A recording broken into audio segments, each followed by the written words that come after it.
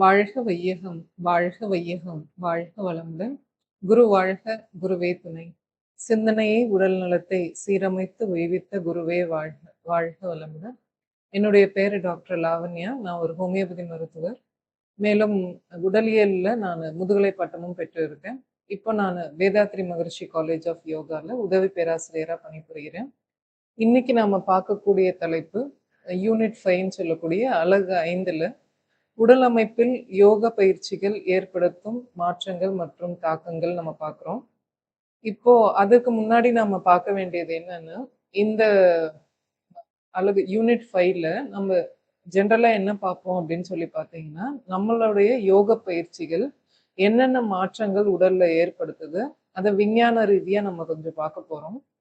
அதற்கு முன்னாடி நம்ம ஒவ்வொரு மண்டலங்கள், அதனுடைய அமைப்புகள், அதனுடைய செயல்பாடுகள் எல்லாமே நம்ம பார்த்திருக்கோம். அதை கோர்வையா வைத்து தான் இப்பவுமே நம்ம வந்து யோக பயிற்சிகள் எவ்வாறு இந்த மண்டலங்கள்லயும், இந்த உறுப்புகள்லயும் மாற்றங்கள் ஏற்படுத்துது. அதனால உடல் எவ்வாறு ஆரோக்கியமா இருக்கு அப்படிங்கிறத பத்தி தான் நம்ம பார்க்க போறோம். மேலும் இங்க யோக பயிற்சிகள் அப்படின்னு சொல்லக்கூடியதுல முதல்ல என்னென்ன இதற்குள்ள வருது அப்படிங்கிறது நம்ம தெரிஞ்சுக்கணும். அதாவது யோக பயிற்சிகள்ங்கிறது வெறும் யோகாசனா மற்றும் உடற்பயிற்சி அது மட்டும் யோக பயிற்சிகள் கிடையாது. இல்ல தியானம் அது மட்டும் கிடையாது. யோக பயிற்சிகள் அப்படின்னா பொதுவாக நம்மளுடைய யோகாசனம் செய்யக்கூடியது, எக்ஸர்சைஸ், பிசிக்கல் எக்ஸர்சைஸ் செய்யக்கூடியது. அது மட்டும் இல்லாம தியான பயிற்சிகள் செய்யக்கூடியது. மேலும் சுவாச பயிற்சிகள்னு சொல்லக்கூடிய பிராணாயாமம் செய்யக்கூடிய பயிற்சிகள். அது மட்டும் இல்லாம கிரியா அப்படின்னு சொல்லக்கூடிய பயிற்சிகள், முத்திரைகள், அப்புறம் பந்தம் அப்படின்னு சொல்லக்கூடிய பயிற்சிகள்.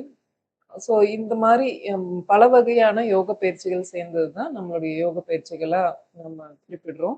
அப்போ இந்த யோக பயிற்சிகள் எல்லாமே நம்ம சேர்ந்து பண்ணும்போது தான் நம்மளுடைய உடல்ல நமக்கு சில மாற்றங்கள் ஏற்படுது. அதை பத்தி தான் நம்ம இந்த பகுதியில முழுசா பார்க்க போறோம். அப்போ இங்க ஒவ்வொரு முறையும் யோக பயிற்சிகள்னு குறிப்பிடுறது எல்லாமே உடற்பயிற்சி, ஆசனங்கள், முத்திரைகள், தியானம், அது மட்டும் இல்லாம கிரியாஸ், பந்தாஸ் இது எல்லாம் சேர்ந்தது தான். அப்போ எல்லாம் சேர்ந்து பண்ணும்போது நமக்கு உடல்ல ஏற்படக்கூடிய மாற்றங்கள் என்னென்னங்கிறத ஒவ்வொரு மண்டலங்களா நம்ம பார்க்க போறோம். அதற்கு முன்னாடி நம்ம தெரிஞ்சுக்க வேண்டியது என்னன்னா, இதை ஏன் நம்ம கடைசி பகுதியா பார்க்குறோம் அப்படின்னா, ஏன்னா ஒவ்வொரு உறுப்பும் என்ன செயல்பாடு பண்ணுதுங்கிறத நம்ம புரிஞ்சுக்கிட்டா மட்டும்தான் இந்த விஞ்ஞானபூர்வமான விளக்கங்கள் நமக்கு முழுமையா புரியும். அதுக்கு முன்னாடி ஒரு ஜென்ரலா பார்க்க போனோம் அப்படின்னா, நாம பண்ணக்கூடிய யோக பயிற்சிகள் எதுவா இருந்தாலும், உடல்ல பொதுவா முதல்ல பிளட் சர்க்குலேஷன்னு சொல்லக்கூடிய ரத்த ஓட்டத்தை முதல்ல அதிகப்படுத்தும்.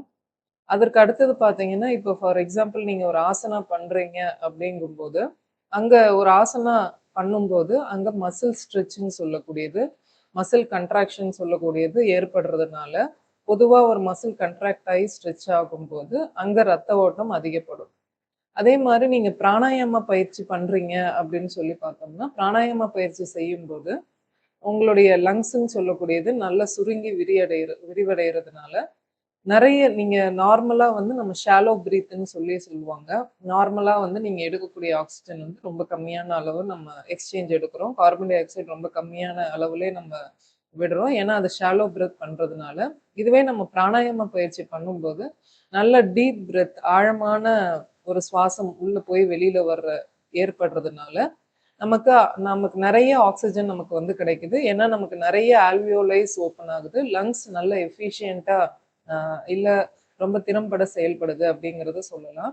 அதனால நமக்கு நெறைய ஆக்ஸிஜன் கிடைக்குது. ஸோ இந்த ஆக்ஸிஜன் எது வழியா சர்க்குலேட் ஆகுதுன்னு பார்த்தீங்கன்னா, இந்த ஆக்ஸிஜன் சர்க்குலேட் ஆகுறது அகைன் இந்த பிளட் மூலியமா தான், ஆர்பிசி மூலியமா தான் அப்படிங்கிறதெல்லாம் பார்த்தோம் நம்ம. சிவப்பணுக்கள் மூலியமா தான் நமக்கு ட்ரான்ஸ்ஃபர் ஆகுதுன்னு பார்த்தோம்.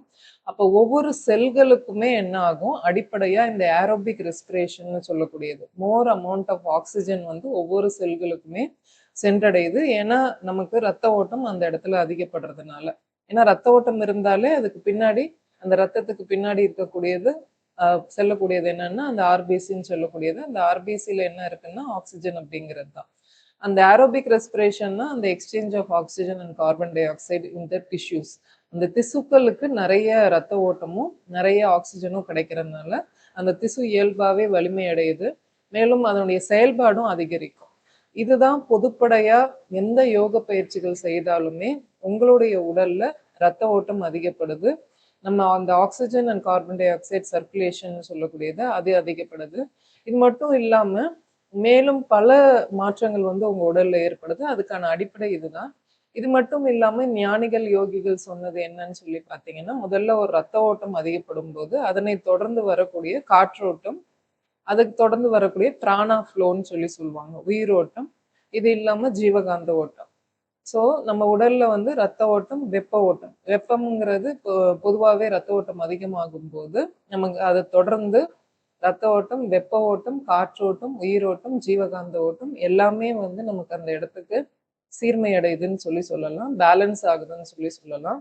அதிகம் ஆகுதுன்னு சொல்றத விட பேலன்ஸ் ஆகுங்கிறது ஒரு கரெக்டான டெர்மினாலஜியா இருக்கும். ஸோ எந்த இடத்துக்கு தேவையோ அந்த இடத்துக்கு அதிகப்படுத்துது. எந்த இடத்துக்கு ஏற்கனவே அதிகமா இருக்கோ அங்க பேலன்ஸ் பண்றது. இந்த மாரி ஒவ்வொரு செல்களுக்குள்ளயுமே இந்த இந்த மாரியான ஓட்டங்கள் சீர்மைப்படுறதுனால, செல் அளவிலே வந்து நமக்கு மாற்றங்கள் ஏற்படுது. செல் தான் நம்மளுடைய அடிப்படை வேலைப்பாடுன்னு சொல்லி பார்த்தோம். அப்ப இப்போ ஒவ்வொரு செல்லும் நம்ம எடுத்துக்கிட்டோம். இப்ப சுவாச மண்டலம்ல செல்கள் எடுத்துக்கிட்டா, அது ஆல்வியோலை இல்ல வந்து அந்த லங்ஸ் நுரையீரலுடைய செல்கள் அதிகமா வேலைப்பாடு ஆகும்போது, நமக்கு நல்ல ஆக்ஸிஜன் கிடைக்குது. நுரையீரலும் வலிமை அடையுது.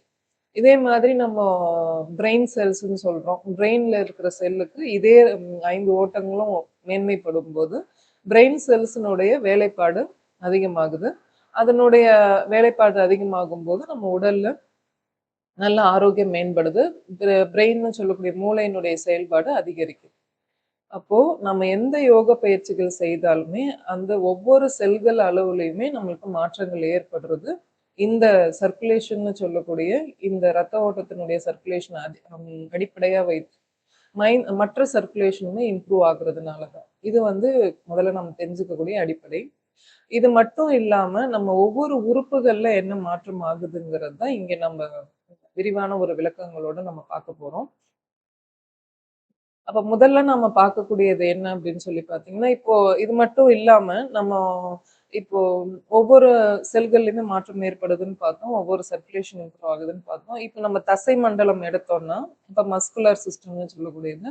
அப்ப அந்த தசை வலிமை பெறும். அந்த தசையினுடைய ஃப்ளெக்சிபிலிட்டின்னு சொல்லக்கூடியது நம்ம ஆசனங்கள் எக்சர்சைஸ் பண்ணும்போது வலிமை அடையும். இந்த தசை சோர்வுங்கிறது ஈஸியா உங்களுக்கு கால் வலி, கை வலி அப்படிங்கிறது தசை சோர்வு எளிதில வராது எக்சர்சைஸ் பண்ணும்போது.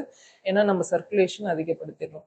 இது மட்டும் இல்லாம நம்ம தெரிஞ்சுக்கக்கூடியது என்னன்னா, நம்ம உடல் வந்து நமக்கு தேவையான வேலைகள் மட்டுமே செய்யறதில்ல. அத தாண்டி பல வேலைகள் நம்மளுடைய உடல் செய்யுது. ஒண்ணு என்னன்னு சொல்லி பார்த்தீங்கன்னா, நம்ம உடலுக்கு தேவையான நோய் எதிர்ப்பாற்றல நம்மளுடைய உடல் நமக்கு குடுக்குது. இன்னொன்று வளர்ச்சி. நம்மளுடைய ம் உடல் வந்து நமக்கு வளர்ச்சி நமக்கு குடுத்துட்டு இருக்கிறதுனால தான் நம்ம உயரமாகறதும் சரி, அ மற்ற வேலைகள் செய்யறதுக்கும் சரி, வளர்ச்சியினுடைய மேம்பாடு அதிகமாகுது. அதே மாரி நோய் எதிர்ப்பாற்றல் அதிகமாகும். இது மட்டும் இல்லாம ஹீலிங் அண்ட் ரிப்பேர்ன்னு சொல்லி சொல்லுவாங்க. நம்ம உடல்ல எந்த பழுது பார்த்தல்ன்னு சொல்லி சொல்றது. ஏதாவது ஒரு செல்ஸ் வந்து ப்ராப்பரா வேலை செய்யல அப்படின்னா, நம்மளுடைய உடலுக்கே அந்த அறிவு இருக்கு. ஒவ்வொரு செல்களையும் சரி பார்த்துக்க கூடியது. அந்த ஹீலிங் அண்ட் ரிப்பேர் மெக்கானிசம் வந்து இன்க்ரீஸ் ஆகும். நம்ம எல்லா யோக பயிற்சிகளையும் செய்யும்போது. இது மட்டும் இல்லாம இப்போ தனியா மூளைன்னு எடுத்துக்கிட்டிங்கன்னா, மூளையினுடைய செயல்பாடு ஒரு விஷயத்த திங்க் பண்றதுன்னு சொல்றது. அனலைஸ் பண்றதுன்னு சொல்லுவாங்க. ஒரு விஷயத்த யோசிக்கிறது, அதுல என்ன இருக்குன்னு சொல்லி அத ஆராய்ஞ்சு பார்க்கிறது. அதுலருந்து ஒரு டிசிஷன் மேக்கிங்ன்னு சொல்லி சொல்லுவாங்க. இது வந்து அதிகப்படும். ஸோ அதனால நம்மளுடைய அ ஆராய்ச்சின் அப்படின்னு சொல்லக்கூடிய மனிதனுடைய அந்த ஆறறிவு முழுமையா செயல்படுறதுக்கு உதவும்.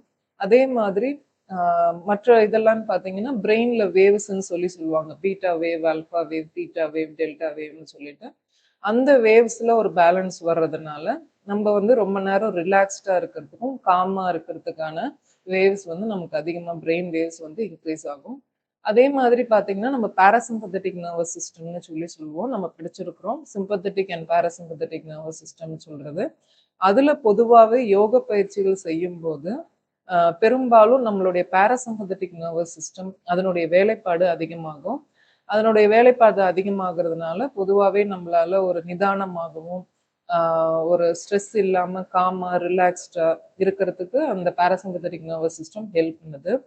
இப்போ ஒரு நம்ப ஒரு நர்வஸ் சிஸ்டம் பார்க்கும்போது இவ்வளோ மாற்றங்கள் நம்ம யோக பயிற்சிகள் பண்றதுனால இருக்கு.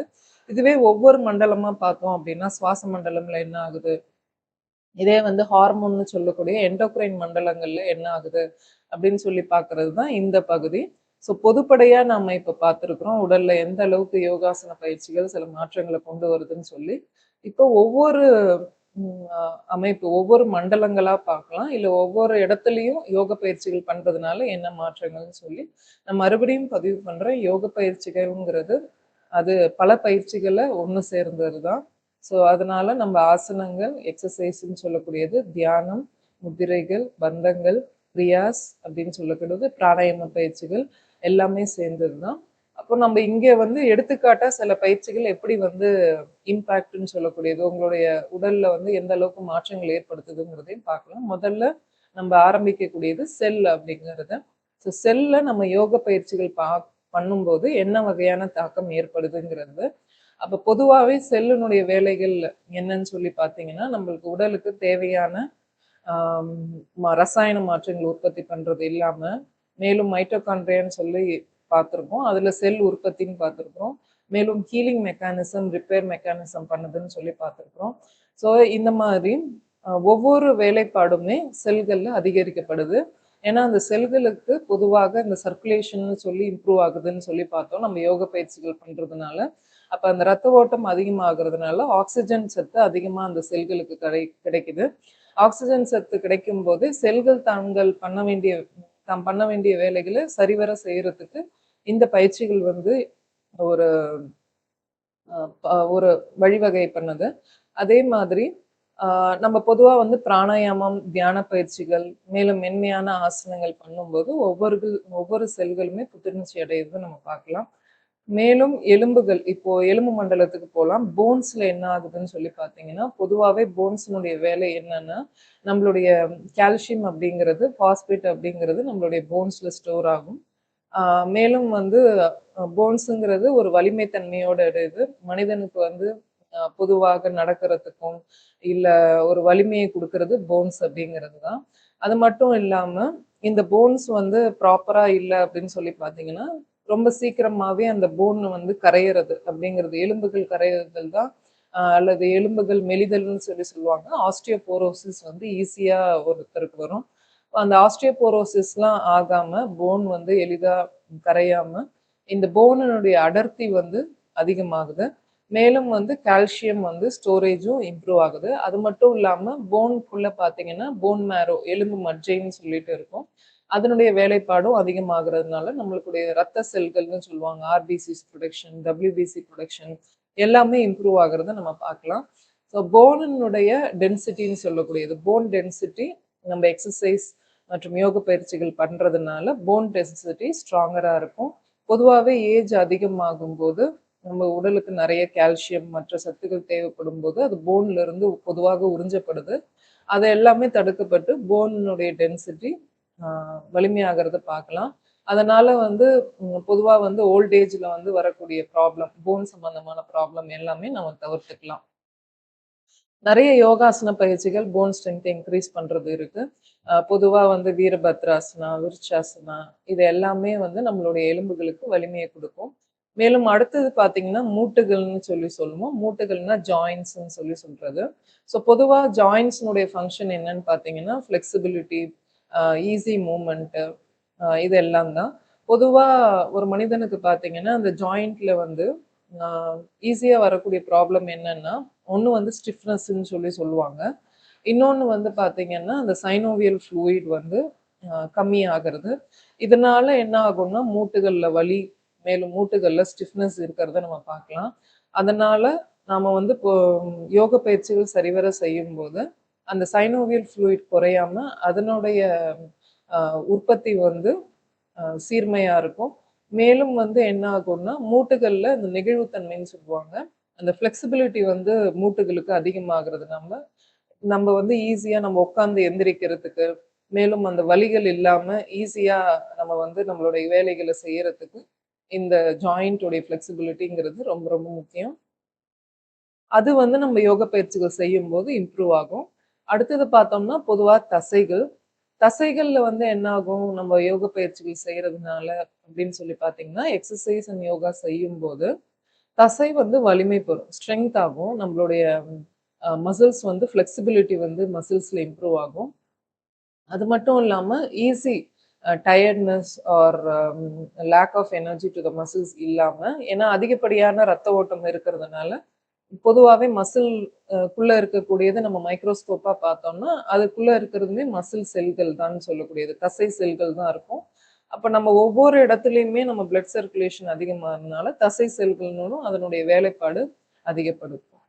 அதனால பார்த்தீங்கன்னா, நம்ம பொதுவா வந்து இப்போ இந்த புஜங்காசனம் செய்யறது, அடுத்து சர்வாங்காசனம் செய்யறது, அ இது எல்லாமே பண்ணும்போது நமக்கு வந்து நெறைய ஸ்டெபிலிட்டின்னு சொல்லுவாங்க. அதாவது நீட்டிப்பு நிலைநிறுத்தம்னு சொல்லுவாங்க. அதெல்லாம் பண்ண முடியும் நம்மளால. பண்ண முடியும்போது, அந்தந்த இடத்துல இருக்கக்கூடிய மசில்ஸ் வந்து ஸ்ட்ரெச் ஆக ஆரம்பிக்கும். அடுத்தது பார்த்தீங்கன்னா, தோல் அப்படின்னு சொல்லக்கூடியது. ஸோ ஸ்கின்னுன்னு சொல்லுவாங்க. ஸோ பொதுவா தோலுக்கு வந்து நெறைய வேலைகள் இருக்கு. One of the largest gland in your பாடின்னு சொல்லுவாங்க. அப்போ இந்த தோலினுடைய வேலை என்னன்னு சொல்லி பார்த்தீங்கன்னா, முதல்ல நம்மளுக்கு தேவையில்லாத உடல் கழிவுகள் முதல்ல ஸ்வெட்டுன்னு சொல்றது மூலியமா வெளியேறுறது. இன்னொன்னு நமக்கு உள்ள இருக்கக்கூடிய உறுப்புகள பாதுகாக்கிறதுக்கு ஒரு உறுப்பா வந்து தோல் பயன்படுது. ஸோ அதனால பார்த்தீங்கன்னா, இங்கேயுமே நம்ம யோக பயிற்சிகள், ஆசனங்கள் செய்யும்போது, இங்க முதல்ல ரத்த ஓட்டம் வந்து அதிகமாகும்.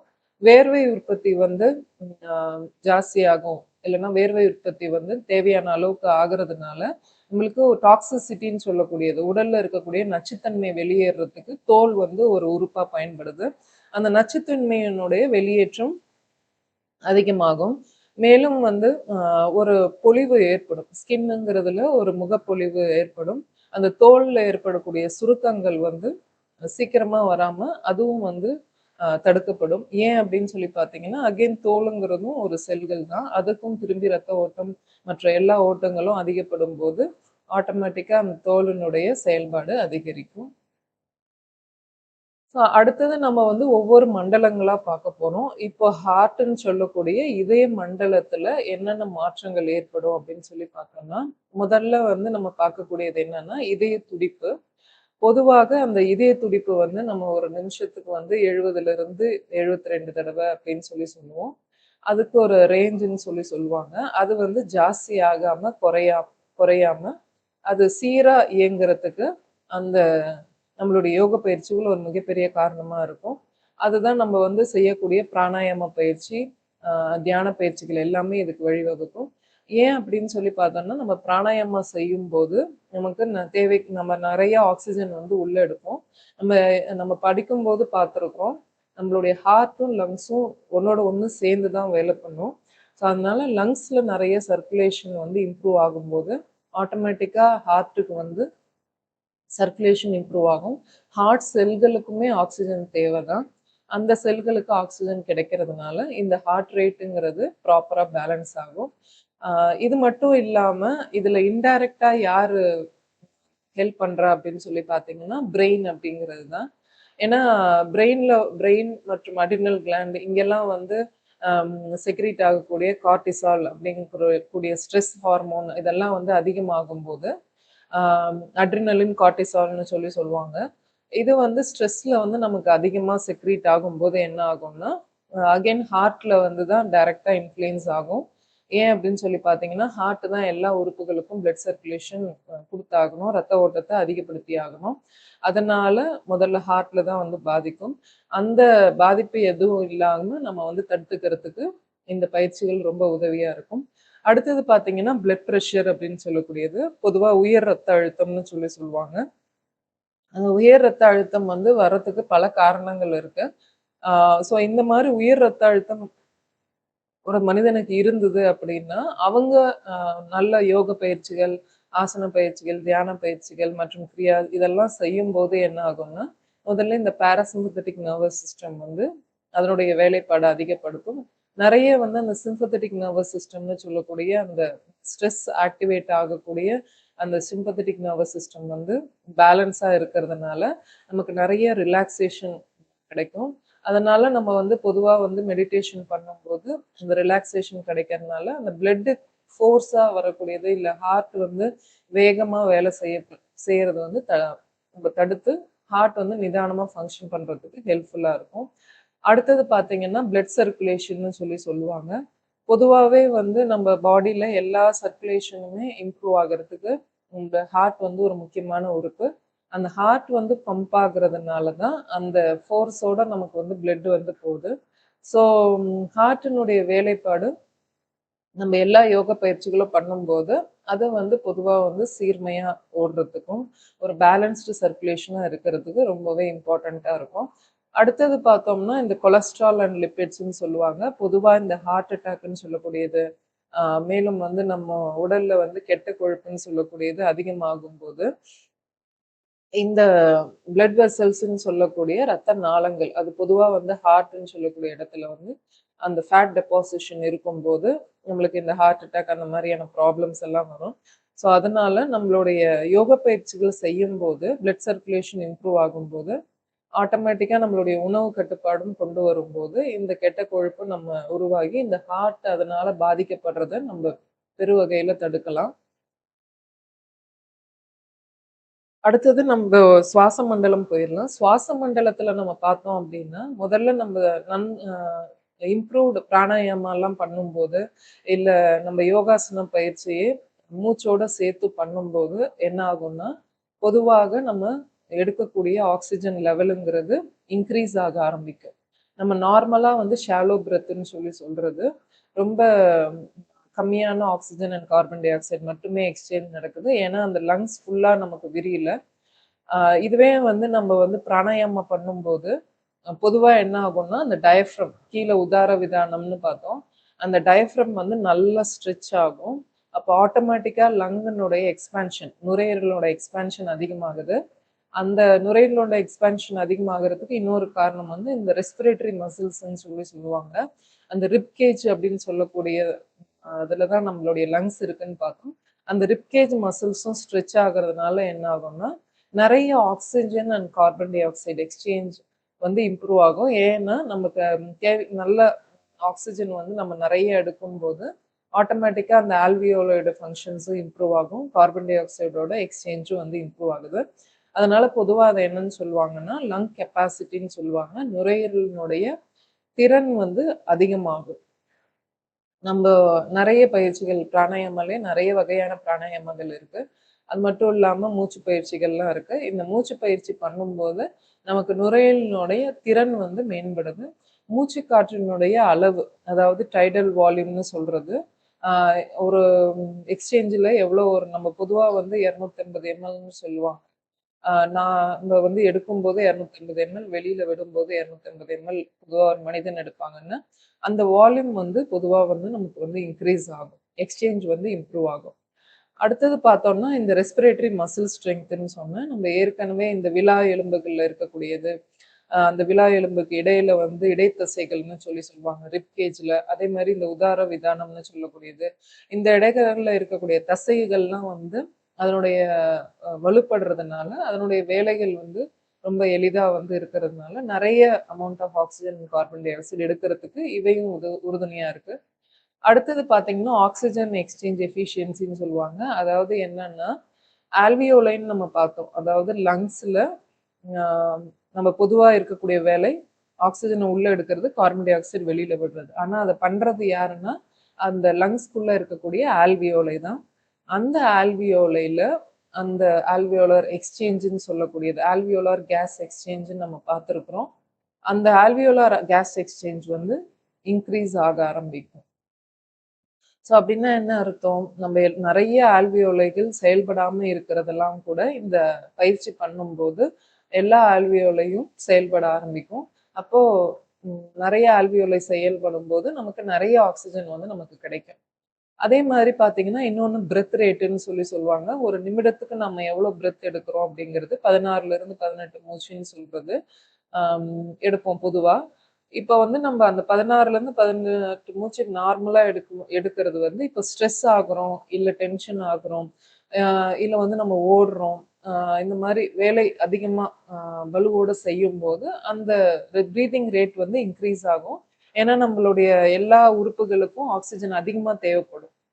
அப்போ இந்த பிரீத்திங் இங்க இருந்து தான் லங்ஸ் தான் வந்து இந்த ஆக்ஸிஜன் அதிகமா எடுக்கணும். அதனால இந்த பிரீதிங் ரேட் வந்து நார்மல் அதிகமாகும். அப்போ இப்ப நம்ம மற்ற பயிற்சிகள் இந்த யோக பயிற்சிகள் எல்லாம் பண்ணும்போது நம்ம ஏற்கனவே பார்த்திருக்கோம். அந்த பாராசிம்பத்தட்டிக் நர்வஸ் சிஸ்டம்ங்கிறது இம்ப்ரூவ் ஆகுறதுனால நம்மளுக்கு நிறைய ரிலாக்சேஷன் அண்ட் காம்னஸ் இருக்கும்னு பார்த்தோம். அதனால நம்மளுடைய சுவாசமும் வந்து தேவைக்கு அதிகமா வந்து வேலை செய்யாம ஒரு நிதானத்தோடையும் ஒரு சுவாசமா இருக்கிறதுக்கு இது முதல்ல உறுதுணையா இருக்கும். அதாவது பிரெத் ரேட் அப்படிங்கிறது பொதுவா என்ன சொல்லுவாங்கன்னா, நெறைய லங்ஸினுடைய நெறைய ஆல்வியோலைஸ் வேலை செய்யும்போது, அதனுடைய எஃபிஷியன்சி இம்ப்ரூவ் ஆகும். அதாவது நம்ப 1 நிமிடத்தில நெறைய பிரெத் நெறைய வால்யூம் ஆஃப் ஏர வந்து உள்ள எடுக்கிறதுக்கு ஒரு வாய்ப்பா இருக்கும். அப்ப பிரெத் ரேட் வந்து ஆட்டோமேட்டிக்கா குறையும். ஸோ அதனால தான் அந்த காலத்துல என்ன சொல்லியிருக்கிறாங்கன்னா, நல்ல நீண்ட சுவாசம் ஆகும்போது நீண்ட ஆயுள் இருக்கும்னு ஏன் சொல்றாங்கன்னா, நமக்கு நல்ல நீண்ட சுவாசம், ஆழமான சுவாசம் எடுக்கும்போது நெறைய ஆக்ஸிஜன் நம்ம வந்து உள்ள எடுக்கிறோம். அதே அளவுக்கான கார்பன் டை ஆக்சைடும் நம்ம வெளியில விடுறோம் அப்படிங்கிறதுனால. அப்போ அடுத்தது பார்த்தோம்னா, இந்த சுவாசப்பாதை செயல்பாடு, ஏர்வே ஃபங்ஷன்னு சொல்லி சொல்லுவாங்க. இந்த சுவாசப்பாதை நம்ம பார்த்துருக்குறோம். எங்க இருந்து மூக்குல இருந்து ஆரம்பிச்சு கீழே பிராங்கியோல்ஸ் வரைக்கும் நம்ம இருக்கிறது வந்து சுவாசப்பாதைன்னு தான் பார்த்துருக்கோம். இதுல மூச்சு குழாய்ன்னு சொல்லி சொல்லுவோம். அதனுடைய ஆரோக்கியம் வந்து மேம்படும். பொதுவாகவே என்ன ஆகும்னு சொல்லி பார்த்தீங்கன்னா, ஆம், இந்த மியூக்கஸ்ன்னு சொல்லி சொல்லுவாங்க. சளிப்படலம் வந்து நமக்கு வந்து நுரையீரல்ல அதிகமாகும் போது இங்க நிறைய சளிகள் தேங்கப்பட்டு அதனால வந்து இன்ஃப்ளமேட்டரி மெக்கானிசம்னு சொல்லி சொல்லுவாங்க. அதனால நிறைய சளி உற்பத்தி அதிகமாகும். இப்ப நல்ல பிராணாயாமம் செய்யும்போது அந்த மூச்சு குழாய்ன்னு சொல்லக்கூடியதுல அந்த இன்ஃப்ளமேஷன்லாம் குறைக்கப்பட்டு அந்த மூச்சு அழற்சின்னு சொல்லி சொல்லுவாங்க. பிராங்கைட்டிஸ், இன்ஃப்ளமேஷன் ஆஃப் பிராங்கைன்னு சொல்றது. எந்த இடத்துல அந்த இன்ஃப்ளமேஷன் இருந்தாலுமே அங்க நீர் உற்பத்தி இருக்கும் நமக்கு. அதனால தான் அந்த மியூக்கஸ் செக்ரீஷன் நமக்கு அந்த சளியா வெளியில வருது. அது வந்து நமக்கு வந்து குறைக்கப்பட்டு நல்ல ஒரு ரெஸ்பிரேட்டரி சுவாசம் வந்து இம்ப்ரூவ் ஆகும். அதனால தான் யார் யாருக்கெல்லாம் அடிக்கடி இந்த சளி ஃபார்மேஷன், இன்க்ரீஸ்ட் மியூக்கஸ் செக்ரீஷன்ஸ் இருக்கு, சைனசைட்டிஸ்ன்னு சொல்றது, பிராங்கைட்டிஸ்ன்னு சொல்றது, அதிக இருமல் இருக்கிறது, இந்த மாதிரியான தொந்தரவுகள் எல்லாமே நம்ம சுவாச பயிற்சி செய்யும்போது அதிகப்படியா குறையுது. ஏன்னா நம்மளோட இன்ஃப்ளமேஷன் ஆஃப் அந்த ரெஸ்பிரேட்டரி ட்ராக் வந்து குறையறதுனால நமக்கு நல்ல ஒரு லங்ஸினுடைய செயல்பாடு அதிகரிக்கும். இது மட்டும் இல்லாம ஸ்ட்ரெஸ் ரிலேட்டட் ரெஸ்பிரேஷன்னு சொல்லி சொல்லுவாங்க. அதாவது மன அழுத்தம் இருக்கும்போது சுவாசம் வந்து அதிகமாகும். ஹைப்பர் வென்டிலேஷன்னு சொல்லுவாங்க. அப்ப இந்த மேல் மூச்சுன்னு சொல்லி சொல்லுவாங்க. பொதுவா வந்து சுவாசம் வந்து வேகமா அ ஓட ஆரம்பிக்கும். ஏன் அப்படின்னு சொல்லி பார்த்தீங்கன்னா, அ சுவாசம் அதிகமானா தான் நமக்கு ஆக்ஸிஜன் அதிகமா தேவைப்படும். அது மட்டும் இல்லாம ஆழமான மூச்சு எடுத்து விட முடியாம இருக்கிறதுனால ஹைப்பர் வென்டிலேஷன் தான் ஆகும். அதாவது அ நெறைய மூச்சு நெறைய ஆக்ஸிஜன் அப்படிங்கிறது. இதே ஆழமான மூச்சுலயே நமக்கு நெறைய ஆக்ஸிஜன் கிடைக்கும். ஆனா ஸ்ட்ரெஸ்ல வந்து நம்ம ஷாலோ பிரெத் எடுக்கிறதுனால ஹைப்பர் வென்டிலேஷன் சொல்லுவாங்க. அதுக்கு பேரு மிகை மூச்சு விடுதல்னு சொல்றது. அது ஏற்படும். அத குறைக்கிறதுக்கும் தியானம் மற்றும் பிராணாயாம பயிற்சிகள் பெரிதா உறுதுணையா இருக்கும். அடுத்தது பார்த்தீங்கன்னா, நமக்கு இந்த அட்டானமிக் நர்வஸ் சிஸ்டம்னு சொன்னோம். ஏற்கனவே இந்த பாராசிம்பத்தட்டிக் நர்வஸ் சிஸ்டம் பத்தி நம்ம நெறைய பார்த்துருக்கோம். இவை வந்து அதனுடைய வேலைப்பாடு அதிகமாகறதுனால, ஒரு நிதானமான மூச்சு எடுக்கிறதுக்கும், இன்னும் நீண்ட சுவாசம், ஆழமான சுவாசம் எடுக்கிறதுக்கு ஒரு உறுதுணையா இருக்கு. அடுத்தது ரெஸ்பிரேட்டரி என்ட்யூரன்ஸ்ன்னு சொல்லுவாங்க. ரெஸ்பிரேட்டரி என்ட்யூரன்ஸ்னா என்னன்னா, அந்த பிரெத் ஹோல்டிங் கெப்பாசிட்டி. அந்த ஸ்டாமினா அதிகமாகும். ரெஸ்பிரேட்டரி பார்த்தீங்கன்னா, பிரெத் ஹோல்டிங் கெப்பாசிட்டி மூச்சை அடக்கும் திறன். பொதுவா இது யார் யாருக்கு தேவைப்படும்னா, விளையாட்டு வீரர்களுக்கு, பாடகர்களுக்கு இதெல்லாம் தேவைப்படும். அந்த ஹோல்டிங் கெப்பாசிட்டின்னு சொல்லக்கூடிய அந்த ரெஸ்பிரேட்டரி என்ட்யூரன்ஸ் வந்து பொதுவா இம்ப்ரூவ் ஆகும். அ எல்லா பிராணாயாம பயிற்சிகளும், அடுத்தது லங்ஸ் விரியக்கூடிய மார்பு விரியக்கூடிய பயிற்சிகள்ல சில ஆசன பயிற்சிகள் செய்யும் போதுமே இந்த respiratory endurance breath holding capacity வந்து இன்க்ரீஸ் ஆகும். அடுத்தது பார்த்தீங்கன்னா ரெஸ்பிரேட்டரி டிஸார்டர்ஸ் நம்ம ஏற்கனவே பார்த்துருக்குறோம். பொதுவா வந்து இந்த சைனசைட்டிஸ்ன்னு சொல்றது, கிரானிக் அப்ஸ்ட்ரக்டிவ் பல்மனரி டிசீஸ்ன்னு சொல்லி சொல்லுவாங்க. பிராங்கைட்டிஸ்ன்னு சொல்லி சொல்லுவாங்க. ஆஸ்ம் இந்த மாதிரியான நாள்பட்ட தொந்தரவுகள் எல்லாமே நம்ம பிராணாயாம பயிற்சி பண்ணும்போது இது எல்லாமே சீர்மைக்கு வரும். இந்த வியாதிகள் எல்லாமே நம்ம தடுத்துக்கலாம். வியாதியினுடைய தன்மைகளையும் நம்ம வந்து பிராணாயாம பயிற்சி பண்ணும்போதும், மேலும் பல யோக பயிற்சிகள் பண்ணும்போதும், இத வந்து நம்ம குறைச்சுக்கலாம். அடுத்தது பார்த்தீங்கன்னா, நரம்பு மண்டலம் பார்க்கலாம். இப்ப நரம்பு மண்டலம்னு நம்ம பார்த்தோம்னா, நம்ம ஏற்கனவே இன்ட்ரொடக்ஷன்ஸ் முன்னுரையில நம்ம பார்த்துருக்குறோம். நரம்பு மண்டலங்களுக்கு நிறைய வேலைகள் இருக்கு. அப்ப முதல்ல பார்த்தீங்கன்னா, நரம்பு மண்டலம் வந்து என்ன பண்ணும்னா, அந்த பிரெயினுடைய செல்கள் அதனுடைய வேலைகள் பண்றது கண்ட்ரோலிங் மெக்கானிசம்னு சொல்லி சொல்லுவாங்க. அது வந்து முதல்ல அந்த பிரெயின் செல்களினுடைய வேலைப்பாடு, அந்த செல்களுக்கு தேவையான ஆக்ஸிஜன் கிடைக்கிறதுனால, ஒவ்வொரு பிரெயினும் அதனுடைய பிரெயின் செல்களும் அதனுடைய வேலைகளை மேன்மைப்படுத்துது.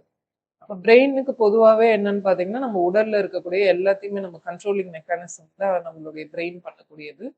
அப்போ பார்த்தீங்கன்னா, பொதுவாவே நம்மளுடைய பாராசிம்பத்தட்டிக் நர்வஸ் சிஸ்டம் வந்து பிரெயின்ல இருந்து தான் நமக்கு ஆக்டிவேட் ஆகுறதுனால, நமக்கு உடல் வந்து எப்பயுமே ஒரு காமா, ரிலாக்ஸ்டா நம்ம வந்து சிந்தனைகள் தெளிவா இருக்கிறதுக்கு, மெமரின்னு சொல்லக்கூடியது. ஏன்னா மெமரி செல்கள் அதனுடைய வேலைப்பாடு அதிகப்படுத்தும்போது, மெமரி வந்து இம்ப்ரூவ் ஆகும்.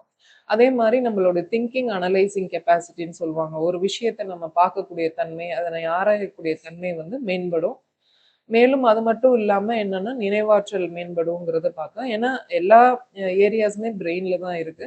ஸோ இதனுடைய வேலைப்பாடுகள் பொதுவாவே அதிகப்படும். அது மட்டும் இல்லாம, தூக்கம்னு சொல்லக்கூடியது. அதே மாரி நம்மளுடைய சிர்காடியல் ரிதம்னு சொல்லி சொல்லுவோம். இது வந்து இந்த ஹைப்போதலாமஸ்ன்னு சொல்லக்கூடிய பகுதியில நம்ம கண்ட்ரோல் இருக்குன்னு சொல்லி பார்த்தோம். இந்த சிர்காடியல் ரிதம்லாம் வந்து மேன்மை அடையும். அப்போ நம்ம தூக்கம், விழிப்பு சைக்கிள் வந்து இம்ப்ரூவ் ஆக ஆரம்பிக்கும். அடுத்தது பார்த்தீங்கன்னா, பொதுவா இந்த மனச்சோர்வு, டயர்ட்னஸ் இல்லன்னா டல்னஸ், இல்லன்னா ஸ்ட்ரெஸ் வர்றது, இதனுடைய தன்மைகள் எல்லாம் குறைய ஆரம்பிக்கும். ஏன்னா, மூளை வந்து அதனுடைய விழிப்பு நிலை அப்படின்னு சொல்லக்கூடியது செயல்பாடு அதிகமாகறதுனால, இந்த மனச்சோர்வு, ஸ்ட்ரெஸ் இது எல்லாமே நம்ம குறையறதுக்கு நெறைய வாய்ப்புகள் இருக்கு. ஏன்னா, நம்ம வந்து பிரெயின் செல்கள் தான் திங்கிங், அனலைசிங் பண்றதுக்கு ஹெல்ப் பண்ணும்போது, ஆட்டோமேட்டிக்கா அந்த ஸ்ட்ரெஸ் வந்து எதனால வரும்னா, ஒரு விஷயத்துக்கு நம்மளால சொல்யூஷன் கண்டுபிடிக்க முடியல அப்படிங்கும்போது தான் நமக்கு ஸ்ட்ரெஸ் வரும். அந்த சொல்யூஷன் கண்டுபிடிக்கிறதுக்கு நம்மளோட திங்கிங், அனலைசிங் பிரெயின் வந்து இம்ப்ரூவா அதோடைய ஃபங்ஷன் பண்ணும்போது, ஆட்டோமேட்டிக்கா நம்மளால சொல்யூஷன் கண்டுபிடிக்க முடியும். அது மட்டும் இல்லாம இந்த சிம்பத்தெட்டிக் நர்வஸ் சிஸ்டமோடைய செயல்பாட வந்து நமக்கு கம்மியாகும்.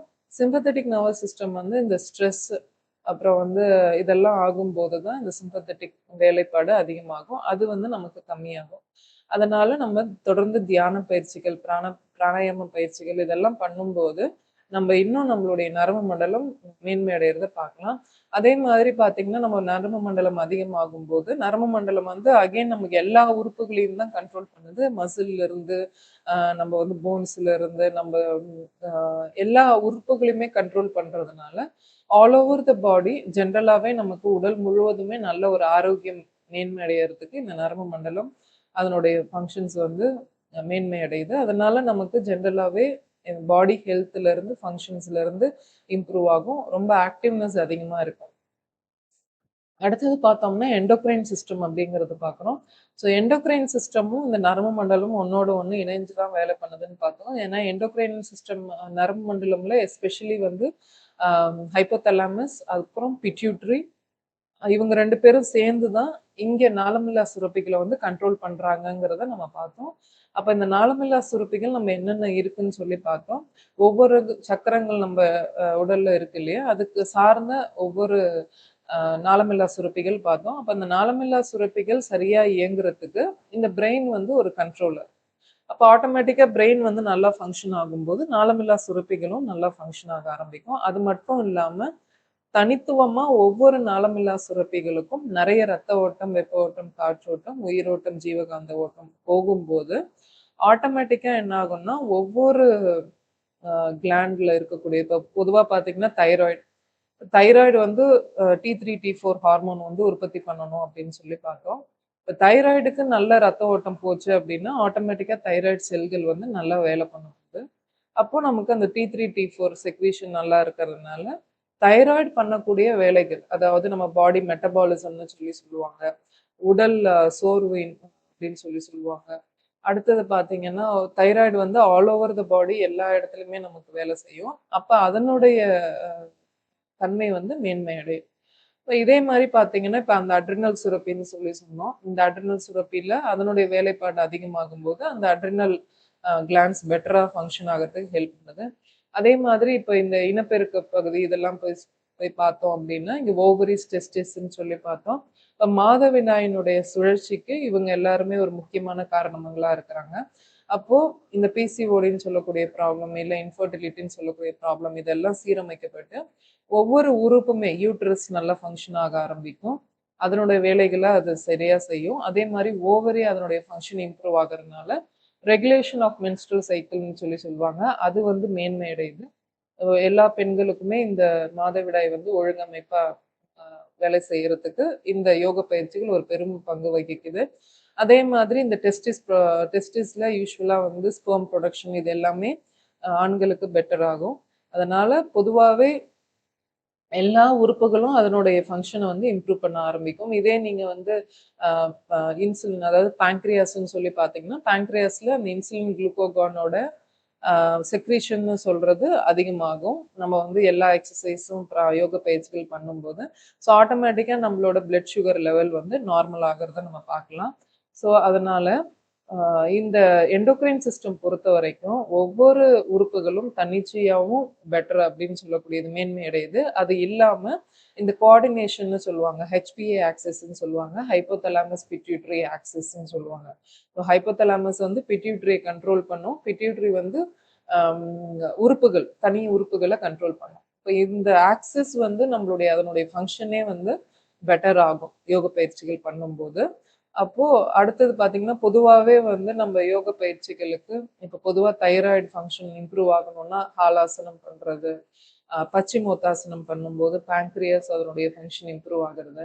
அந்த மாரி பல ஆசனங்களும், பல பிராணாயாம பயிற்சிகளும் குறிப்பிட்ட இந்த ஆம் ச உறுப்புகளினுடைய வேலைப்பாட அதிகப்படுத்துறதுக்கும் பண்ணலாம்.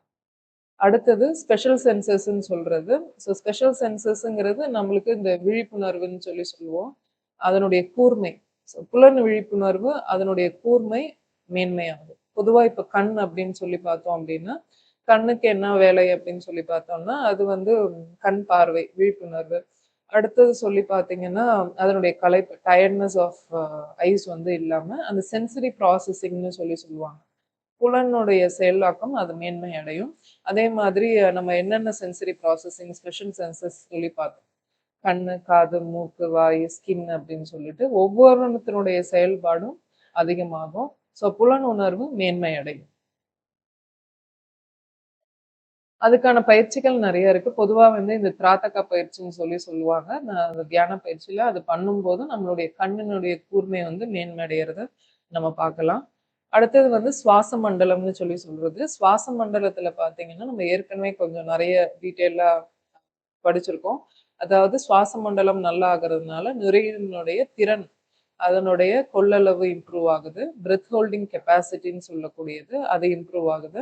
அது மட்டும் இல்லாம நம்மளுடைய ரெஸ்பிரேட்டரி மசில்ஸ் அதனுடைய ஃபங்ஷன் இம்ப்ரூவ் ஆகுறதுனால ஸ்ட்ரெச்சபிலிட்டி அது இம்ப்ரூவ் ஆகுறதுனால ஈஸியா வந்து நம்மளால oxygen and carbon di oxide நம்ம ஈஸியா நிறைய எடுக்க முடியுது.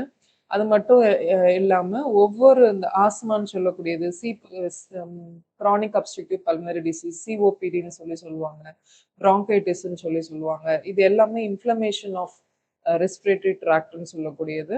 அந்த குழாயில இன்ஃப்ளமேஷன் ஆகறதுனால வருது. இந்த மாதிரியான டிசீஸ்ன்னு சொல்லக்கூடிய நம்மளுடைய ப்ராப்ளம்ஸையும் நம்ம சால்வ் பண்ணிக்கலாம். ஸோ அதனால பொதுவா வந்து பிராணாயாம பயிற்சிகள், கபாலபதி, பிராமரி, அனுலோம் விலோம் பிராணாயாமா இது எல்லாமே இந்த சுவாச மண்டலத்தினுடைய செயல்பாடுகளை வந்து அதிகரிக்கும். இப்ப நம்ம அடுத்து பார்க்கக்கூடிய தலைப்பு வந்து செரிமான மண்டலம் அல்லது ஜீரண மண்டலம்னு சொல்லுவோம். Digestive system. ஸோ பொதுவா டைஜஸ்டிவ் சிஸ்டம் பண்ணக்கூடிய வேலைகள் என்ன அப்படின்னு சொல்லி பார்த்தீங்கன்னா, நம்ம ஒரு உணவு எடுத்துக்கிட்டோம்னா, அது முதல்ல பிரேக் டவுன்னு சொல்லுவாங்க. அதாவது சின்ன சின்ன பார்ட்டிகிள்ஸா அத மாத்துறது. அதுக்கப்புறம் பார்த்தீங்கன்னா, அத ஈஸிலி டைஜஸ்டபிளா அல்லது ஈஸிலி வந்து அத உறிஞ்சக்கூடிய அப்சார்ப்ஷனுக்கு ஏத்த மாதிரி அதனுடைய தன்மைய வந்து மாத்தி குடுக்கறது. அதுக்கு சில என்சைம்ஸ் நொதிகள்னு சொல்லி சில நொதிகள் செக்ரீட் பண்றது. அதுக்கப்புறம் அந்த அப்சார்ப்ஷன் அப்படின்னு சொல்லக்கூடியது வில்லைன்னு சொல்லக்கூடிய உறுப்புல நம்ம அதை சிம்பிளர் சப்ஸ்டன்ஸா காம்ப்ளெக்ஸா இருந்த ஒரு உணவுப் பொருள் வந்து சிம்பிளரா மாறிடும் அந்த என்சைம்ஸ் மூலயமா. அதுக்கப்புறம் அது வந்து ஈஸியா வந்து அப்சார்ப் ஆனதுக்கு அப்புறம் அந்த ஊட்டச்சத்துக்கள் வந்து ஒவ்வொரு திசுக்களுக்கும் போகும். அதுக்கப்புறம் தேவையில்லாத கழிவுகள் வந்து ஜீரண மண்டலம் பெருங்குடல் வழியா நமக்கு தங்கி அதுல இருந்து வெளியேறது. இதுதான் வந்து நம்மளுடைய ஜீரண மண்டலம் செய்யக்கூடிய வேலை. அப்ப நம்ம யோக பயிற்சிகள் பண்ணும்போது என்ன ஆகும்னா, முதல்ல அந்த நொதிகளினுடைய செயல்பாடு சீர்மையாகிறதுனால, நமக்கு என்சைம்ஸோட செக்ரேஷன்ஸ் பெட்டர் ஆகும். அதே மாதிரி பார்த்தீங்கன்னா பெரிஸ்டால்சிஸ்ன்னு சொல்லுவாங்க. நம்ம உணவு பாதையிலையும் சரி, உணவு குழாயிலையும் சரி, ஒரு விதமான அலை வடிவங்கள்ல தான் உணவுப் பொருட்கள் ஒரு இடத்துல இருந்து இன்னொரு இடத்துக்கு போகுதுங்கிறத பார்த்தோம். அந்த பெரிஸ்டால்டிக் வேவ் பெட்டர் ஆகுறதுனால நமக்கு உணவுப் பொருட்கள் எளிதா ஜீரணம் ஆகுறதுக்கும் சரி, ஜீரணமான உணவுப் பொருட்கள் பெருங்குடலுக்கு வந்து ஈஸியா அது எலிமினேஷன்னு சொல்லுவாங்க. எக்ஸ்கிரீட் ஆகுறதுக்கும் இந்த யோக பயிற்சிகள் ரொம்ப உறுதுணையா இருக்கும். அதே மாதிரி நம்ம உறுப்புகள் வந்து செய்யக்கூடிய மசாஜ் பயிற்சிகள், இல்ல ஸ்ட்ரெச் அப்படின்னு சொல்லக்கூடியது, இதெல்லாம் பண்ணும்போது என்ன ஆகும்னா, அந்த நொதிகளினுடைய செயல்பாடும் வந்து பெட்டர் ஆகும். அப்ப அந்த அசிடிட்டின்னு சொல்லக்கூடியதெல்லாம் அவ்வளோ எளிதா இருக்கிறதெல்லாம் குறையும். அதே மாதிரி பார்த்தீங்கன்னா, மலச்சிக்கல்னு சொல்லுவாங்க. அந்த மொட்டிலிட்டி ஆஃப் இன்டெஸ்டைன் பெரிசால்சிஸ் பெட்டர் ஆகும்போது, நமக்கு வந்து அந்த மலச்சிக்கல் எல்லாமே குறையிறத நம்ம பார்க்கலாம். அது மட்டும் இல்லாம, அந்த கிளட் ஃப்ளோரான்னு சொல்லுவாங்க. நம்ம உடல்ல நம்மளுடைய கட்டுன்னு சொல்லக்கூடிய இந்த இன்டெஸ்டைன்ஸ்ல நிறைய ஃப்ளோரா அப்படிங்கிறது நுண்ணுயிர்கள்னு சொல்லுவாங்க. இதுதான் நம்மளுடைய ஜீரணத்துக்கு ரொம்ப உறுதுணையா இருக்கு. அந்த கிளட் ஃப்ளோரானுடைய செயல்பாடு நம்ம இந்த பயிற்சிகள் பண்றதுனால பெட்டர் ஆகுறத பார்க்கலாம். பொதுவா வந்து நம்ம ட்விஸ்டிங் பாஸ்டர்ஸ்ன்னு சொல்லி ஆசனங்கள்ல சொல்லுவாங்க. எஸ்பெஷலி வந்து மத்ஸ்யாசனம், அதுக்கப்புறம் பார்த்தீங்கன்னா சில பச்சிமோத்தாசனம் அப்படிங்கிறதெல்லாம் சொல்லுவாங்க. இப்போ இந்த மாதிரியான ட்விஸ்டிங் பாஸ்டர்ஸ், மேலும் அந்த கீழே குனியிற ஃபார்வர்ட் பெண்டிங் பாஸ்டர்ஸ்ன்னு சொல்லுவாங்க, பேக்வர்ட் பெண்டிங் பாஸ்டர்ஸ்ன்னு சொல்லுவாங்க. இதெல்லாம் பண்ணும்போது என்ன ஆகுன்னா, பொதுவாகவே வந்து இந்த மாதிரியான ஆசனங்கள் எல்லாமே இந்த குடல்னு சொல்லக்கூடிய இந்த செரிமான மண்டலத்துக்கு அதிகப்படியான ரத்த ஓட்டத்தை வந்து கொண்டு போறதுனால இந்த செரிமான மண்டலத்தினுடைய செயல்பாடு அதிகரிக்கிறத பார்க்கலாம். அடுத்தது நம்ம பார்க்கக்கூடிய மண்டலம் வந்து கழிவு நீக்க மண்டலம் அப்படின்னு சொல்லுவாங்க. நம்ம கழிவு நீக்க மண்டலம்னா யாரு அப்படின்னு சொல்லி பார்த்தீங்கன்னா, கிட்னிஸ் அப்படிங்கிறது தான் அதனுடைய வேலைப்பாடு முக்கியமா செய்யறது. அடுத்தது வந்து லிம்பாட்டிக் சிஸ்டம் அப்படின்னு சொல்றோம். ஸோ பொதுவாவே கிட்னில வந்து என்னென்ன நடக்கும்னு சொல்லி பார்த்தீங்கன்னா, ஃபில்ட்ரேஷன், ரீஅப்சார்ப்ஷன், செக்ரீஷன்னு சொல்லுவாங்க. அந்த மாதிரியான வடிகட்டுதலா இருக்கட்டும், இல்ல தேவையான உற்பத்தி செய்யறதா இருக்கட்டும், இல்ல இந்த மாதிரியான வேலைப்பாடுகள் சீரா நடக்கிறத பார்க்கலாம் நம்ம ஆசன பயிற்சிகள் செய்யறதுனால. மேலும் வந்து என்ன ஆகும்னா, இந்த லிம்பாட்டிக் ட்ரைனேஜ் அப்படிங்கிறது நம்மளுடைய செயல்பாடு அதிகமாகிறதுனால உடல்ல இருக்கக்கூடிய நச்சுத்தன்மையும் வெளியேறுது. இது மட்டும் இல்லாம நம்ம பாடியில வந்து இந்த ஆசிட் பேஸ் பேலன்ஸ்ன்னு சொல்லுவாங்க. ஒரு pH மெயின்டைன் ஆகுறதுக்கு இந்த கழிவு நீக்க மண்டலம் ஒரு முக்கியமான காரணம். அது மட்டும் இல்லாம நம்மளுடைய பாடியில சில sodium, potassium, calcium, chloride, bicarbonate, அயான்ஸ்ன்னு சொல்லுவாங்க. இந்த உப்புகள்லாம் நமக்கு தேவையான அளவுக்கு இருக்கணும். அது ஒண்ணு குறைஞ்சிட்டாலோ, இல்ல அதிகமானாலோ ஒரு இடத்துல வந்து அது வந்து ஒரு இம்பேலன்ஸ்ன்னு சொல்லக்கூடியத கிரியேட் பண்ணும். அதனுடைய பேலன்ஸ வந்து பண்றதுக்கு இந்த எக்ஸ்கிரீட்டரி சிஸ்டம்னு சொல்லக்கூடிய இந்த கழிவு நீக்க மண்டலம் ரொம்ப ரொம்ப அவசியம். அந்த கழிவு நீக்க மண்டலத்தினுடைய செயல்பாடு மேன்மை அடையும் போது நம்ம பாடியில வந்து ஒரு ஹோமியோஸ்டேசிஸ்ன்னு சொல்லக்கூடிய ஒரு பேலன்ஸ் வந்து கிரியேட் ஆக ஆரம்பிக்கும். ஏன்னா உடல்ல பல நோய்கள் முக்கியமா வர்றதுக்கான காரணம் வந்து அந்த கழிவினுடைய தேக்கம் தான். அது ஜீரண மண்டலமா இருக்கட்டும், இல்ல கழிவு நீக்க மண்டலமா இருக்கட்டும், அந்த தேக்கம் ஆகாம அந்த டாக்ஸிசிட்டியை வெளியேற்றும் போது நம்ம உடல் நல்ல ஆரோக்கியத்தோட இருக்கிறத பார்க்கலாம். அதாவது நம்ம பொதுவாவே செய்யக்கூடிய இந்த சர்வாங்காசனா, விபரீத கரணி, பச்சிமோத்தாசனா, ஜானுசிரசாசனா, இந்த மாதிரியான பயிற்சிகள் எல்லாமே இந்த கிட்னிக்கு ரத்த ஓட்டத்தை அதிகப்படுத்தும். அடுத்தது நம்ம பார்க்கக்கூடியது வந்து ரத்தவியல் மண்டலம், அதாவது ஹெமட்டாலஜிக்கல் சிஸ்டம்னு சொல்லுவாங்க.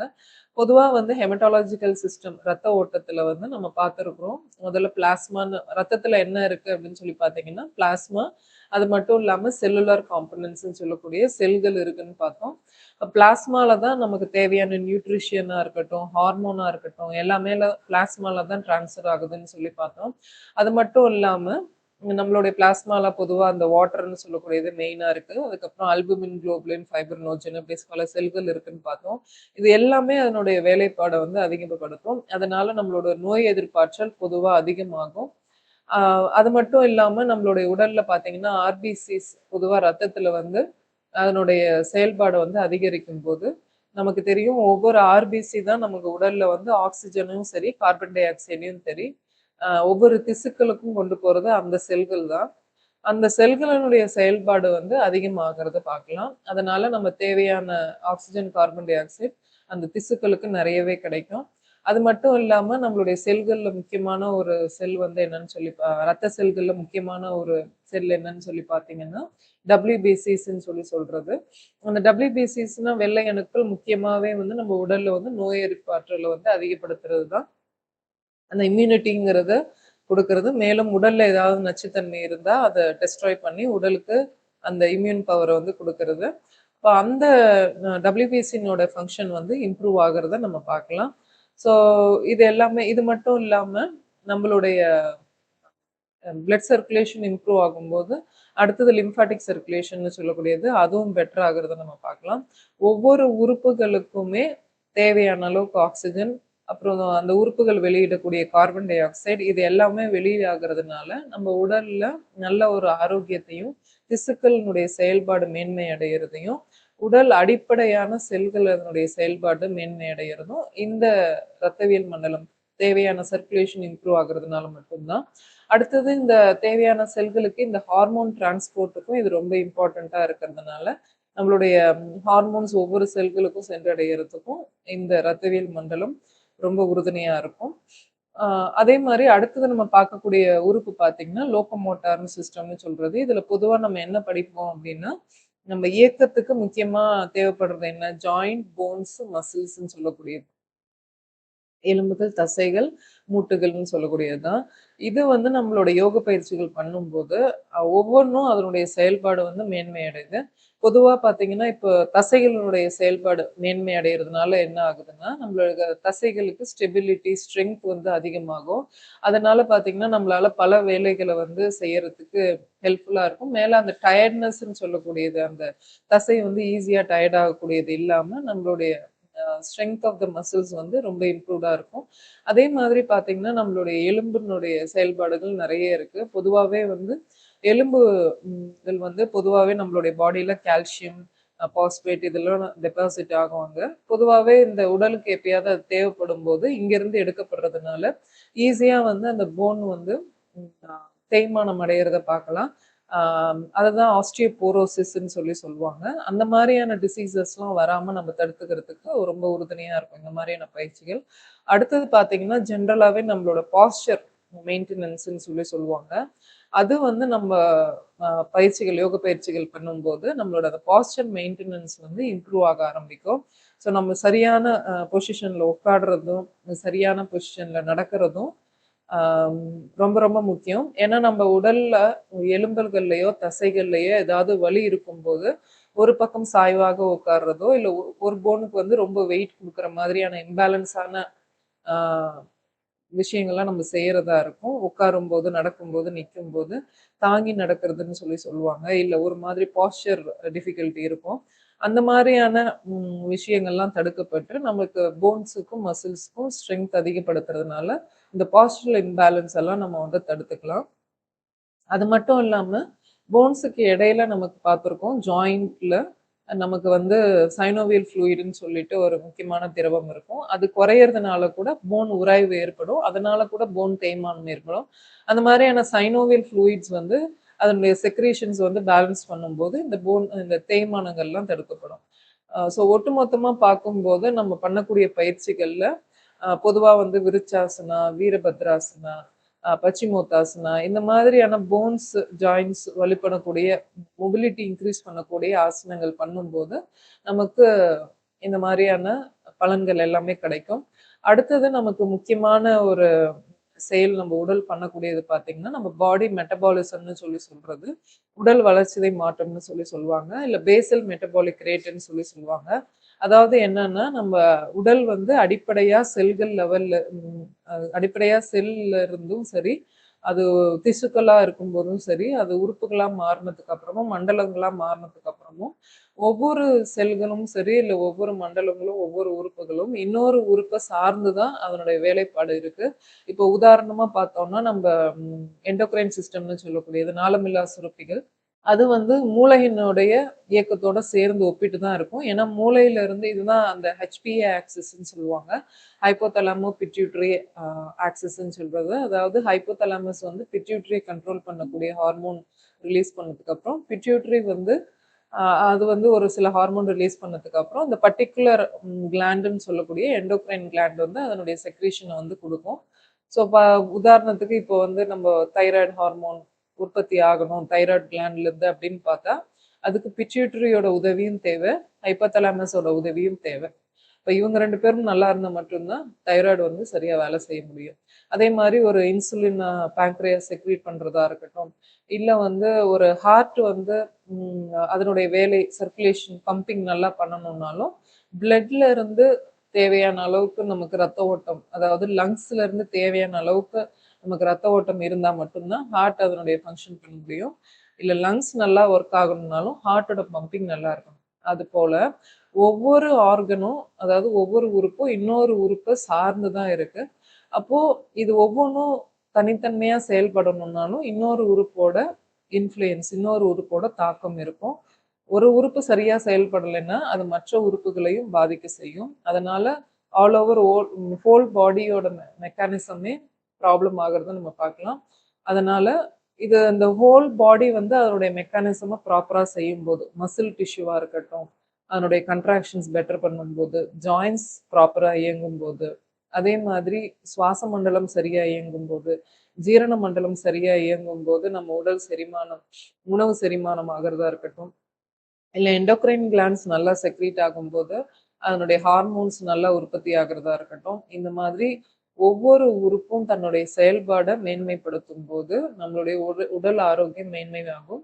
அதுதான் அந்த பேசல் மெட்டபாலிக் ரேட்ன்னு சொல்றாங்க. All over the function of body வந்து இம்ப்ரூவ் ஆக ஆரம்பிக்கும். அதுக்காக இந்த யோக பயிற்சிகள் எல்லாம் உறுதுணையா இருக்கும். பொதுவாவே இப்ப சூரிய நமஸ்கார் அப்படின்னு எடுத்துக்கிட்டீங்கன்னா, பிராணாயாமா அப்படின்னு எடுத்துக்கிட்டீங்கன்னா, இது தனிப்பட்ட ஒரு உறுப்பு மட்டும் இல்லாம, பொதுவா எல்லா உறுப்புகளும் மேன்மை அடையறதுக்கான பயிற்சிகள் தான். அதுபோல ஒவ்வொரு யோக பயிற்சி நம்ம செய்யும்போது, நம்ம குறிப்பிட்ட ஒரு பிராணாயாமம் செய்யும்போது, இது சுவாச மண்டலத்துல மிகப்பெரிய மாற்றத்தை ஏற்படுத்தினா கூட, இதுக்கு டைரக்ட் எஃபெக்ட், இன்டைரக்ட் எஃபெக்ட்ன்னு இருக்கு. டைரக்ட் எஃபெக்ட் வந்து டைரக்ட்டா வந்து லங்ஸ்ல அதனுடைய ஃபங்ஷன்ஸ் சர்க்குலேஷன் இம்ப்ரூவ் ஆனா கூட, இன்டைரக்ட் எஃபெக்ட் வந்து ஒவ்வொரு சிஸ்டமையும் வந்து அஃபெக்ட் பண்ணும். ஒவ்வொரு சிஸ்டம்லயும் அதனுடைய இம்பாக்ட் கொடுக்கும். எந்த சிஸ்டம் நீங்க எடுத்துக்கிட்டாலுமே, எந்த மண்டலம் நீங்க எடுத்துக்கிட்டாலுமே, இன்டைரக்ட்டா அதனுடைய இம்பாக்ட் வந்து இருந்துட்டு இருக்கும். அப்ப நாம பண்ணக்கூடிய ஒரு பயிற்சி, அந்த ஒரு மண்டலத்துக்கு மட்டும் இல்லாம, ஆல் ஓவர் த பாடி அதனுடைய ஃபங்ஷன் இம்ப்ரூவ் ஆகுறதுக்கும் துணையா இருக்கு. இப்ப நம்ப பாடத்தினுடைய இறுதி கட்டத்துக்கு வந்துட்டோம். இதுல ஒரு சில கேள்விகள் கேட்கப்பட்டிருக்கு. அத பார்க்கலாம். அதனுடைய விடைகள் பார்க்கலாம். நாம பண்ணக்கூடிய யோக பயிற்சிகள்ல ரெஸ்டரேட்டிவ் யோகா அப்படின்னு சொல்லக்கூடியது. அந்த ரெஸ்டரேட்டிவ் யோகா மற்றும் பிராணாயாமா செய்யும்போது, நம்மளுடைய உடல்ல முக்கியமா எந்த நரம்பு மண்டலம் அப்படிங்கிறது ஓய்வு மற்றும் செரிமானம் அப்படிங்கிற நிலைக்கு வரும் அப்படின்னு கேட்குறாங்க. இதுக்கு ஆப்ஷன்ஸ் வந்து ஏ வந்து பாராசிம்பத்தட்டிக் நரம்பு மண்டலம், பி வந்து சிம்பத்தட்டிக் நரம்பு மண்டலம், சொமா சி வந்து சொமாட்டிக் நரம்பு மண்டலம், அப்புறம் டி வந்து என்டரிக் நரம்பு மண்டலம் அப்படின்னு கேட்டிருக்காங்க. இதுல எந்த நரம்பு மண்டலம் வந்து நம்ம பிராணாயாமா செய்யும் போதும், ரெஸ்டரேட்டிவ் யோகா செய்யும் போதும், ரெஸ்ட் அண்ட் டைஜஸ்ட் அப்படிங்கிற ஃபங்க்ஷன் வந்து பண்ணுது அப்படிங்கிறது. ஸோ ஆன்சர் தெரிஞ்சது தான். இது வந்து parasympathetic nervous system. Parasympathetic nervous தான் காம், பேலன்ஸ் அப்படிங்கிறது. இது எல்லாமே பண்ணுது. அடுத்தது வந்து நம்மளுடைய உடல்ல வெள்ளை அணுக்கள் அப்படிங்கிறத பார்த்தோம். வெள்ளை ரத்த அணுக்கள் லூக்கோசைட். ஸோ பொதுவா இந்த லூக்கோசைட் அதனுடைய அளவு வந்து நம்மளுடைய மன அழுத்தம் ஹார்மோன் வந்து அத வந்து குறைக்குது அப்படிங்கிறது இருக்கு. அப்போ நம்ம பொதுவா வந்து இந்த யோக பயிற்சிகள் பண்ணும்போது, இந்த நோய் எதிர்ப்பு மண்டலம் அப்படிங்கிறது எது எதுக்கு இது வந்து உறுதுணையா இருக்கு அப்படின்னு சொல்லி கேட்டிருக்காங்க. ஸோ இதுக்கான ஆன்சர் வந்து அதாவது கார்ட்டிசால் அப்படிங்கிறது தான். பொதுவா வந்து இந்த மன அழுத்த ஹார்மோன் கார்ட்டிசால் அப்படிங்கிறது நமக்கு வந்து யோகா பண்ணும்போது கம்மி ஆகுறதுனால, நமக்கு நம்மளுடைய ஸ்ட்ரெஸ் அப்படிங்கிறது குறையும். ஸோ நம்ம இப்ப பாடத்தினுடைய சுருக்கத்துக்கு வந்துட்டோம். ஸோ யோகா பண்ணும்போது நம்மளுடைய பாடியில வந்து ஜென்ரலாவே பேலன்ஸ்ன்னு சொல்லக்கூடியது. அதாவது யோகான்னா நம்ம பண்ணக்கூடிய யோக பயிற்சிகள் எல்லாமே நம்ம பாடியில ஒரு ஹோமியோஸ்டேசிஸ எப்பயுமே மெயின்டெயின் பண்ணும். அதாவது பாடி பேலன்ஸ வந்து கிரியேட் பண்ணி குடுக்கும். அ எந்த உறுப்பும் அதனுடைய செயல்பாட சீர்மைப்படுத்திக்கிறதுக்கு இந்த யோக பயிற்சிகள் ரொம்ப ரொம்ப முக்கியமா உதவி பண்ணும்.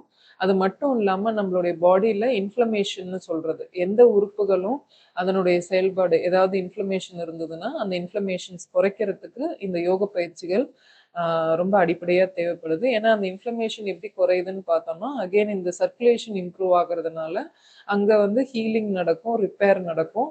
அதாவது அங்க எதெல்லாம் பழுதாகியிருக்கோ, அந்த பழுதெல்லாம் சீர்மைப்படுத்துறதுக்கு இந்த யோக பயிற்சிகள் ரொம்ப ஹெல்ப்ஃபுல்லா இருக்கும்.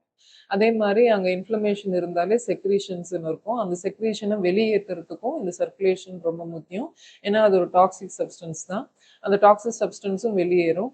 ஸோ இந்த மாதிரி ஆ ஒவ்வொரு செல்கள் லெவல்லயுமே அந்த இன்ஃப்ளமேஷன குறைக்கிறதுனால, நம்மளுடைய உடல் ரொம்ப ஆரோக்கியமா இருக்கிறதுக்கும், ஆம் நம்மளுடைய நம்ம ஒவ்வொரு உடலுக்குமே அதனை சரி பண்ணிக்கக்கூடிய ஆ தன்மை அந்த உடலுக்கே இருக்கு.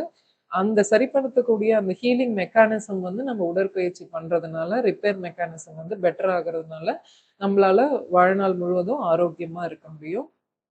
இது ஒரு சில ரெஃபரன்ஸ் புக் எடுத்தது இது எல்லாமே. இது எல்லாருக்கும் உங்களுக்கு பயனுள்ளதா இருக்கும்னு நினைக்கிறேன். வாழ்க வளமுடன். நன்றி.